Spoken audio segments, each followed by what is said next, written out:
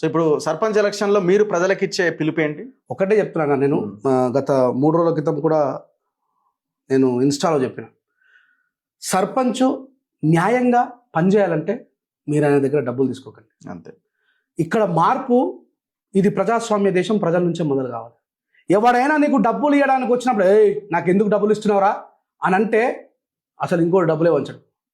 రేపు పొద్దున నువ్వు పని ఎందుకు చేయలేవు సర్పంచ్ అని అడగాలంటే నీ రైట్ని, నీకున్నటువంటి పాక్స్ వెచ్చని 500 రూపాయలకో, మందుకో, బీరుకో, బిర్యానీకో తీసుకపోయి నీ చేతులారా నువ్వే తాకట్టు పెట్టుకుంటున్నావు.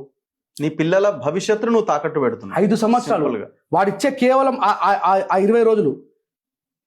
రాజకీయం రండకీయమయ్యింది, ఓటమ్మ కన్నీళ్లు పెట్టుకుంటుంది, చీపు లిక్కరు నేను రాను అంటుందిగా, పేదోళ్ళ ప్రాణాలు దియ్యనంటుంది, నోటమ్మ ఓటును బందీ చెయ్యానంటూ, నోటే ఓటును ప్రజల్ని బతినాడుతుంది, నోటమ్మ ఓటును బందీ చెయ్యానంటూ గుండెలు బాదుకు ఏడుస్తా ఉంది, సామ్రాజ్యాలను కూర్చే ఓటును నేను, నన్ను చతికీల వడగొట్టకుంటుంది, ఓటమ్మ కన్నీళ్లు పెట్టుకుంటుంది.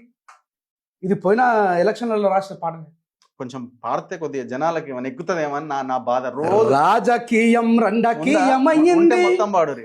రాజకీయం రండకీయమయ్యింది, ఓటమ్మ కన్నీళ్లు పెట్టుకుంటుంది, చీపు లిక్కరు నేను రాను అంటుందిగా, పేదోళ్ళ ప్రాణాలు దియ్యనంటుంది, నోటమ్మ ఓటును బందీ చెయ్యానంటూ గుండెలు బాదుకు ఏడుస్తూ ఉంది, సామ్రాజ్యాలను కూల్చే ఓటును నేనంటూ నన్ను చతికీల వడగొట్టకుండంటుంది, ఓటమ్మ కన్నీళ్లు పెట్టుకుంటుంది.